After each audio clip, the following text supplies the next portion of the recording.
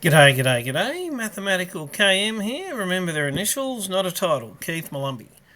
It's Thursday night club championship. There's a lot more young'uns in this one than the Monday night club. And I was playing one today, born 2015. So there you go. He's only played the one standard game so far, which he had a loss with black pieces. He had the white pieces today. Played a lot more blitz. And with the white pieces, he's batting at 5 and 5. So there you go. And there's myself. That's being a bit odd.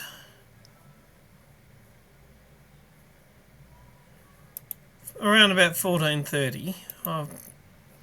It's just come into Fide being strange with me. Oh, I'm down a little. 14:17. And for the same... the standard with the black pieces, we've got 10-3-43. Let's work on that, shall we?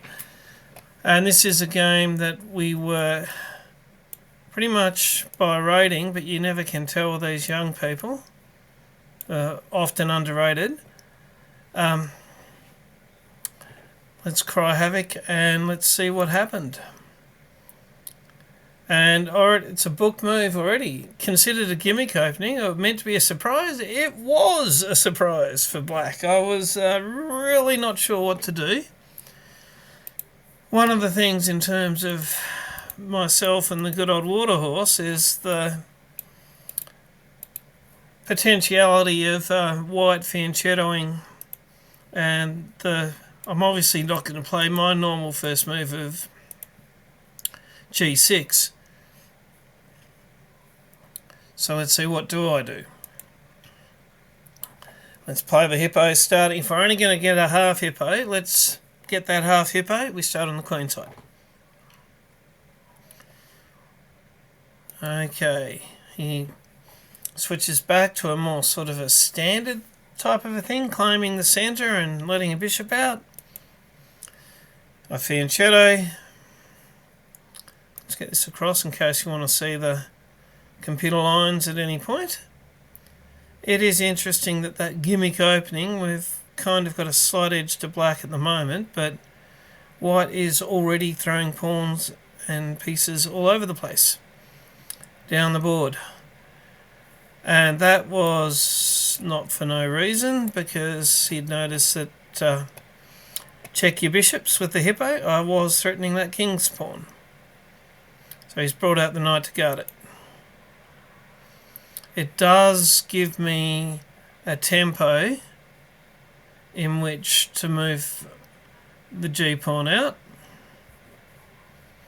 and I will have time to get my kingside bishop fianchettoed. So let's see how that goes. He fianchettos, but because his knight is in the way, he's not threatening that rook just yet. So I go. Now, I did look to make sure there were no knight checks or anything, or nothing too horribly drastic that could be done, because should he move the knight, discovered attack on the bishop is hanging. Often if you get the chance, you will move a rook or castle in some other way, shape or form, protect that bishop. So you'll get to see if I get the chance to do that. But so he's up the ante there with that bishop. I was thinking, along the lines of winning a central pawn's often what you're looking to do with the hippo, in terms of that knight is the guard for that pawn. So if my rook wasn't a problem, it is at the moment, but if I was to take the knight, being the guard of the pawn, he'd then take back with the bishop, and the bishop would be threatening my rook. But if my rook wasn't there, I would be able to snatch off that pawn, his king's pawn, and his king's still in the middle. So I did think a little bit about that idea. But there goes that idea. Maybe he was thinking about it as well. He's backed up his king's pawn with his queen's pawn.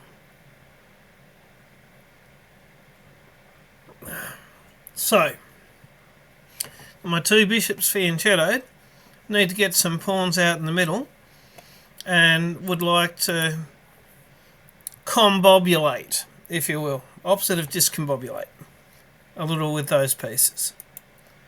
So looking to move that knight out, and then I can either move the king across and castling, or it gives me the options. Also, he's got a pawn on it. Now I've got a pawn on it, looking to defend the d5 square from the knight that could move in. He brings out another knight, and prophylaxis again, especially with the e5 square for this knight. Can't go there, and the queen's got these ones covered. So we're slowly but surely getting our hippo skeleton to take Simon Williams' term for the pawns. And he goes organs for the pieces and skeleton for the pawns. Okay, I was not quite sure. I mean, the queen is backing up his bishop there, and if I take the bishop, the queen will take back. If I was to take it, not that I can at the minute, but if I could take his bishop with mine, his queen would take it, and the queen would be lined up on the rook, and, you know, at the moment, the rook would even be totally trapped because of the pawn and the knight. So maybe that's looking into the future with that queen going over there. But it's not an immediate threat because, again, that knight's got to be moved. So I've moved my knight out, and I'll be looking to castle or shift just the rook. But, and this was given as a brilliancy, which we can look at later when we look at the types of the moves. Funnily enough, let's say, was it his best move? Knight to d5. Not even one of his top moves, but trust me, chess.com calls it a brilliancy. Anyway, it's not at all obvious that if I take the knight, well, his bishop takes the bishop, and it's threatening the rook. None of which is very good for me. Now, far and away, there's only one good move for black here, and it's e5. Because we still have two pieces threatening the knight that's come in, and the pawn forward blocks the bishop, and yes, he's got a bishop and a knight, but the best defender in the world is a pawn. We've got a pawn defending the square, as well as the bishop. So, played. Okay. Now, his top move, knight to e3, is, and when it called it that a brilliancy, it called it a brilliant sacrifice. No, it didn't capture anything, and it's not captured. So, yeah, not much for sacrifice, chess.com. The best thing he can do is retreat that knight. But this is where the white rabbit is continuing to attempt to be the unstoppable cannonball, coming into the immovable post of the hippopotamus. And attack! Up comes the d-pawn. Now, it gets a little bit complex here. If I take this, he takes that. I take this, he takes that, because we've got lots of things happening here. But the best, I'm thinking, is if I take with the knight, I'd like to be left with the bishop there. And that will have won his king pawn, and my e-pawn, it's likely to open up a file to his uncastled king, and I'm closer to castling than he is. So, the best move, and computer likes it as well, is knight takes d5, played. Now there's the top two moves, so he can be forgiven for zigging instead of zagging. But d takes e5 is second best. It's 1 point worse than e takes d5, which is, just accepting your losses and getting that knight and having the material even up. But instead, I didn't know I was playing the Polish Opening. You do wonder where chess.com and which parts of it is the thing. I thought it was the Owens attack with the fianchetto on this side. Anyway, let's take a look at, he goes, I believe, the second best with d times e5, leaving my knight out there for now. Played. So right now, we're up 2 points of material and sort of a piece up. But what are we going to do from here?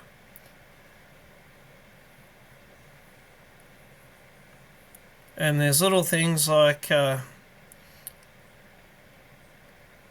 if we take that pawn, or rather if we ignore, if we did something like taking that pawn over here, he could take that pawn and his bishop would be lined up on mine. It just really wouldn't be very good. And keeping things a little more under control, I felt was d takes e5, which is second best. Still an edge to black. Still blocking both of the dark bishops at the halfway point. And he still hasn't collected and to make it a trade. We have got 2 bishops and 2 knights. We've got all our minor pieces. He's down a minor piece. I would have thought that e takes d5 and then losing another central pawn, but at least getting the piece. It's only minus 2.3. Would have been the way to go for white. But instead, trying to be that unstoppable cannonball, we've got the second best move here, which is throwing in a check. Oh, sorry, my bad. He didn't go that. He went and took the pawn and came even more aggressively flying in with that knight. And what I thought was, and let's take a look, what does the computer think? Knight to d6. Sorry, queen to d6 was the computer's choice. I thought getting the queen lined up on his uncastled king. So if the pawn goes and takes the knight, I'd take his knight. If he took back, then the queen would take it with check and then get the other pawn or what have you. I think it would work in my favour. So I've done that. I've got the queen lined up on his king. And bishop b5 check is actually his best move, not taking the knight, which is second. And he's played it. But then I've got the obvious counter is now if he moves that knight somewhere, anywhere, then his bishop is lined up on my bishop and his pawn is lined up on my knight. But the pawn can't take the knight because it's pinned to the king. And there'd be every chance I'd be taking that pawn and having check. So having the queen lined up on the king was quite the move, and I'm remembering chapters of The Art of the Attack, a good chess book. Anyway, he's come across. Was that a good idea? Knight takes c6 is the third best. And now, what do I take and what do I take it with? Now, the knight is threatening the queen. So, of all the options, the best one, you can see top, is taking the pawn with check, which gets the queen out of the knight's fire. He'll have to move his king. and then I'll have another chance to improve the position, having won another central pawn and taken his right to castle away. If he doesn't want to lose his rights to castling with something like the bishop back, then I win another minor piece. I win the knight. So moves the king. Now best for me here is let's just get rid of these dark bishops because we're up by a piece. Trading is good. But I may, by memory, have wanted to let's trade down all the stuff that's close to my king. And I've indeed gone with bishop takes. And the reason I went with the bishop is because if I'd gone with the knight, he could have then ignored the situation. But because I've taken with the bishop, this bishop is now hanging. And you'll notice that I currently still have all 4 minor pieces and my opponent is down to 2. He takes me down to 3. Bring out the knight, and now he's down to the 1 minor piece and I've got 3 minor pieces. He can, at this point, let's take a look. I was thinking bishop times g7. Still minus 5.4, but taking that bishop now was a pretty solid move given that it's hanging. And then probably rook to the other colour complex, or I mean things I can do, but it would mean that I would have 2 knights to his 1 bishop.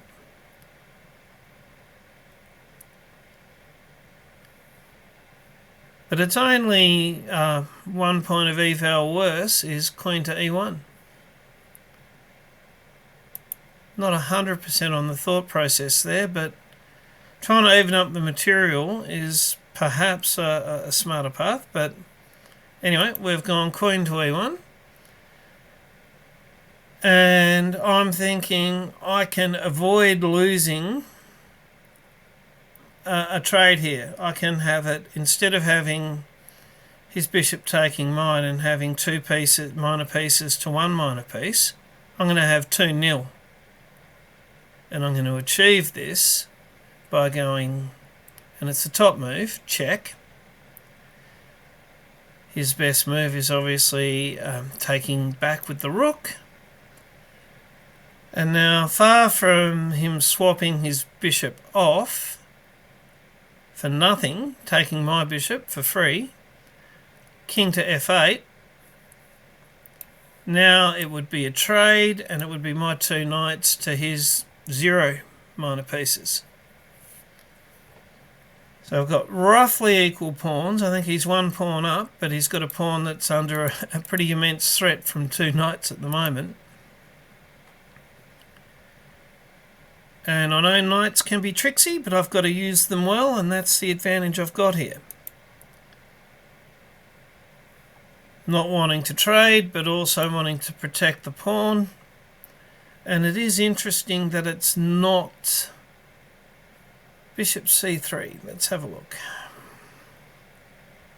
Oh, bringing a 3rd piece in on that pawn, also threatening the rook.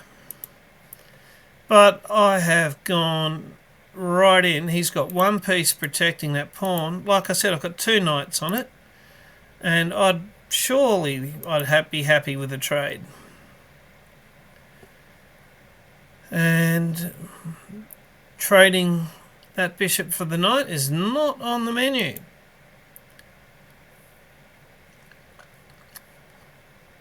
He's wisely given me a chance to go wrong, noting that this knight is not protected by this knight because of the discovered attack on the king. My best move, step the king onto a white square. Played. Okay, so he can't take either of the knights without trading for them.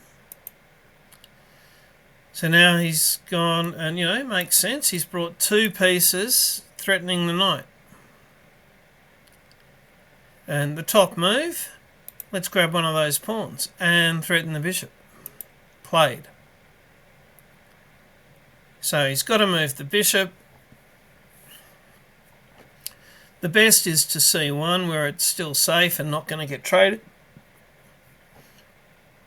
Third best, and there's only 0.2 in it, is bishop to b2. It's protected by the rook. But instead of having 3-1 with minor pieces, I'm a lot happier with going about it with 2-0. So white now has no minor pieces. I've briefly got 3, but he takes the bishop. Now I gave him a way to lose easily here with a fairly cunning trap, but he's dodged out of it well. So let's take a look at it. That wasn't really the trap, but yeah, the 2 knights are protecting each other, and there's an obvious threaten that knight with the pawn move. Played.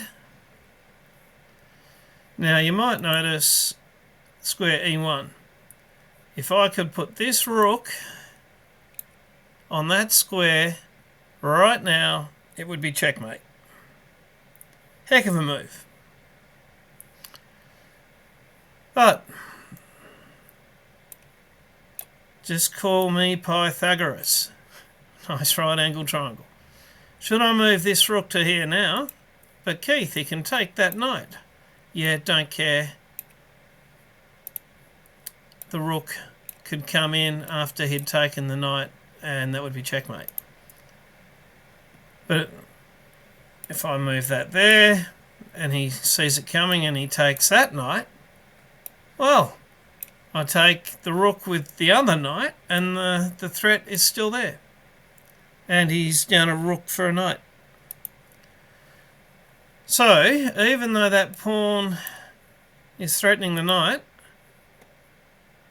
and Francis did well to sense the risk, the way to get out of this is a rook to the back.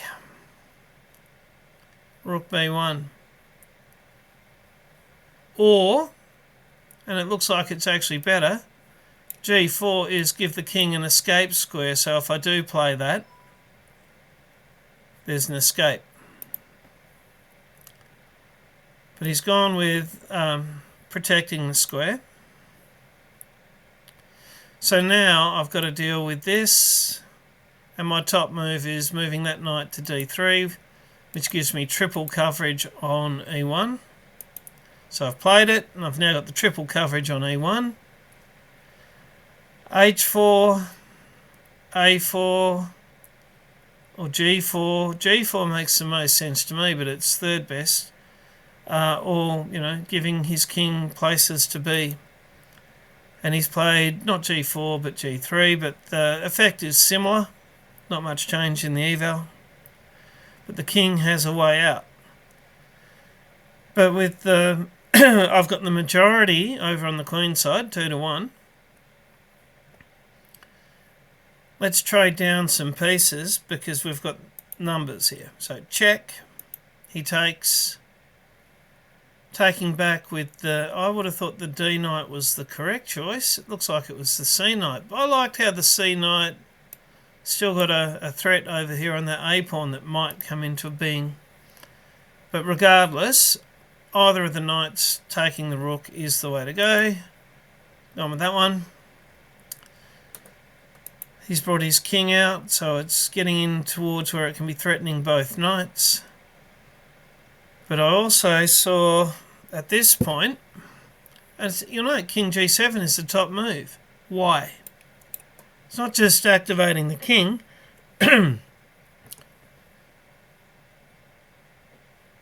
Right now, I think it's a week and a half ago, I had the dodgy deal. 2 knights for a rook being a bad deal. Right now, I just happen to have 2 spare knights that I'd happily trade for that rook, leaving me with a rook and with a slight pawn advantage. I'd no doubt cut his king off and use the 2v1 and get a queen. So if he takes the knight with his rook, I'll take back, he'll take, and then it'll be that situation as described. But if he doesn't take it, and I've moved my king there, there's every chance I'll be able to pin the king to the rook and come in for the trade of a lifetime. So, king out of the way. What does white do? Well, he took it. But what's better than just taking with the knight is coming in with a check. And now, and I actually missed the ultimate version of this setup, which would be to take with the knight, because the king can't take back, and then I'd have a rook and a knight to be finishing off with. But maybe I didn't look for better, because what I'd seen was good enough, which was he can't take the rook because of the knight, he takes the knight, and now this is pretty overwhelming. So let's line up on this pawn. He moves it, check, lining up on the H pawn, moves the king, let's take it. He's moving his king. It's interesting that his king's got a path in,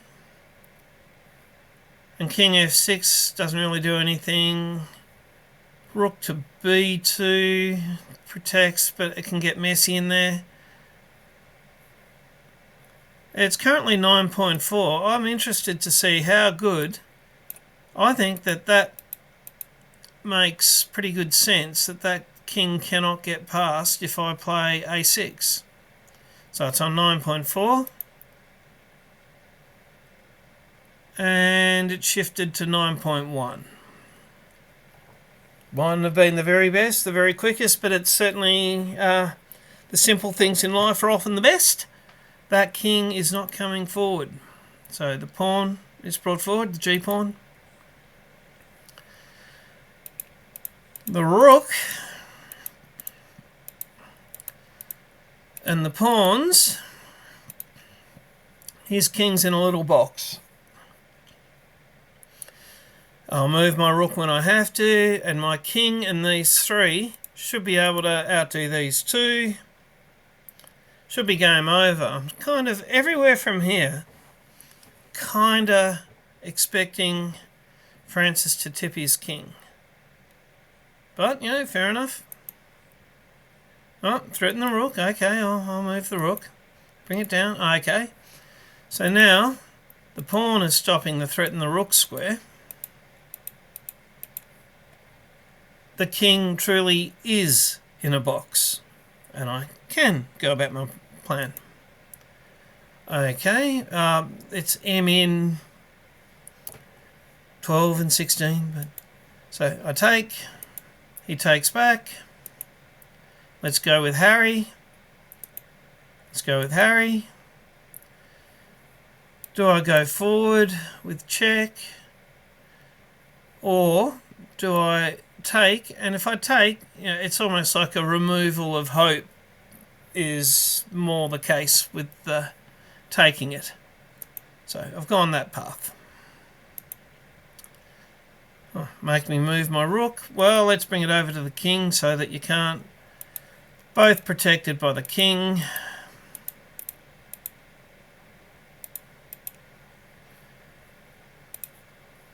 And he can only move his king from now on while that rook's there, and it'll be there for some time. So the king, by the way, was not in the square. The king can't get to the square, so the pawn can queen. Oh, well, okay, let's send another one. I feel like Aman Hambleton. Oh, because he moved in closer, I had to promote, but I promoted to a rook. Let's not stalemate. Let's bring it back. Okay, that's all set. And not threatening any of the G file that he's got access to. I could get 2 more rooks. With a bit of mucking around, maybe I could get 5 rooks. But that's being a little bit too much like the chess bra. And so all I really did was, instead of getting another rook and then bringing the other one through, I did think about it, but I'm still... It's just fascinating to me that, like in the last couple of games where I've lost, it's not got to this stage before I've tipped my own king. But never say die. Just made sure that if I've got a queen there, the king can move. Really, I was thinking about getting a rook, but we would have had to have gone to another set. But so I got the queen. He's moved, check. He's hoping for a stalemate to be set up in there, but I made sure that I'm not touching that square. He's gone there. Okay, it's just a ladder mate from here. Is he going to tip his king? No. Check. Is he expecting the queen to here for him to win a queen? Or is it just out of principle? Not sure. But let's send the ladder the other way. And then I thought a little bit of the chess bra. Let's start moving the A pawn. But it was just... At this point I decided to end it. There you go. So, interesting game. And I've called it pretty much the unstoppable rabbit versus the immovable post, with the post being the hippopotamus. Because there was a lot of threats being thrown at my position at the start, trying to be an unstoppable cannonball. And the defence of one threat was to make another threat, to make another threat. And then when all the house of cards fell over, well, it fell over in favour of the immovable post. Let's take a look at the review.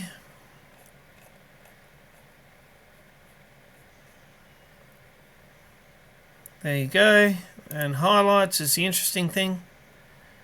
His brilliancy was the...